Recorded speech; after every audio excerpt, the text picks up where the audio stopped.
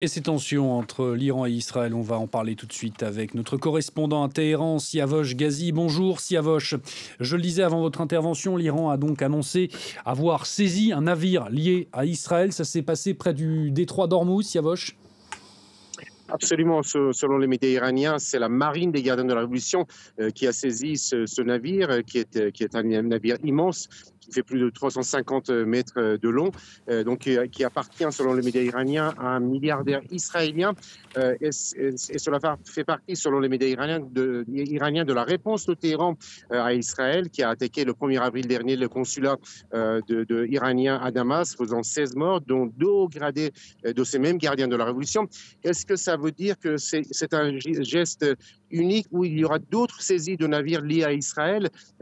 On ne le sait pas encore, comme le font par exemple les Houthis au Yémen, qui s'en prennent systématiquement à tous les navires qui se rendent en Israël, qui sont liés à Israël, pour mettre la pression économiquement sur l'État hébreu en demandant l'arrêt donc des bombardements contre la bande de Gaza. Est-ce que l'Iran est entré aussi dans cette logique de faire pression sur Israël économiquement, avec donc en s'en prenant à des navires liés à Israël? En tout cas, les autorités iraniennes, depuis des mois, demandent aux autres pays musulmans de cesser toute coopération économique et commerciale avec Israël, pour mettre la pression sur Israël, pour que l'État hébreu cesse ses bombardements contre la bande de Gaza. Siavosh, est-ce qu'à Téhéran, vous vous trouvez, on évoque toujours une attaque directe, prochaine de l'Iran contre Israël? Absolument, c'est toujours dans les esprits et dans les médias. Selon les médias iraniens, l'Iran se prépare à une attaque directe contre le sol israélien, avec des missiles de pointe et aussi des drones.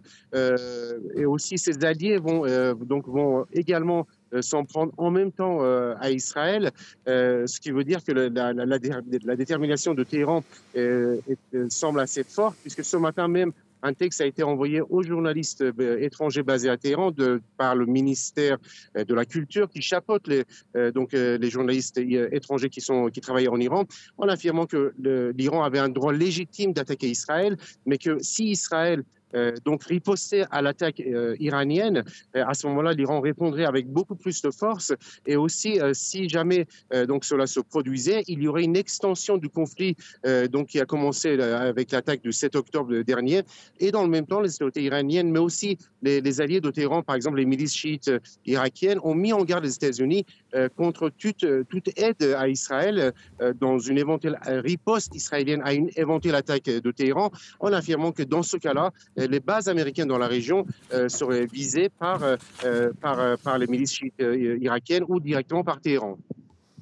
Merci beaucoup, Siavosh, pour toutes ces explications. Siavosh Ghazi, le correspondant de France 24 à Téhéran.